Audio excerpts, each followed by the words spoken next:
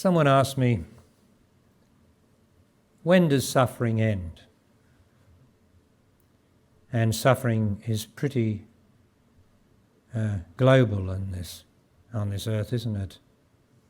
Suffering, not necessarily all the time, but some of the time. When does suffering end? Well, for this, I have to go back to what suffering is. And I want you to follow me, please, and see if it's the truth, because if you can follow me in what I'm saying with your own experience, then it's yours. It's the truth for you. And you won't suffer anymore the same as you have in the past. Suffering ceases when I cease thinking about it. Isn't that amazing?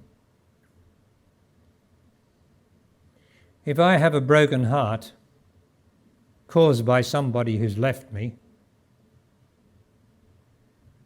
then sometimes I'm quite okay. I have no pain in me, no emotional pain. But as soon as I think about that departed one, the pain comes back and I suffer. And I start to think what I could have done and what I couldn't have done and what I didn't do and what I did do and what he or she did, etc. There starts this dialogue goes on in this emotion.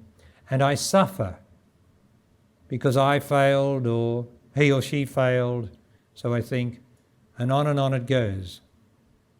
But if I don't think about the departed one, I don't suffer. Isn't that amazing? Everybody in our society is taught to think, and thinking is thinking about the past. And everybody's taught to think about the past. Every one of us. And yet that's the cause of all suffering, thinking about the past. Isn't it amazing that nobody is bothered enough to get hold of this and teach us this? Krishnamurti had a go at it, but he wasn't very successful. I don't think anyone's been successful yet. But I keep repeating it. And you see, if you've got a physical pain, if you lose a leg, or I'll say if I lose a leg, I've got the physical pain because physical pain is unavoidable unless I have drugs or unless I have a particularly strong mind that can cut off the pain or whatever it is. I will have the pain. But that pain is not suffering unless I think about it. I only have half a leg. Now, if I think I won't be able to drive a car again, think, I'll then suffer and say, well, what am I going to do? What about my living? What about this? What about that? Oh, or have I got to get around with crutches all my life? That's thinking about it, you see. Like the scientists speculate about everything. That's speculation. If I don't think or speculate about what it means to have no one leg, then I don't suffer. Is that true or false? Because as we all know, there are many things that can be done. Because if you take action, as soon as you can get some sort of device to put on your leg so that you can walk. With practice, you'll walk like the person next to you with practice. So the worst hasn't happened to you at all. You only thought it had.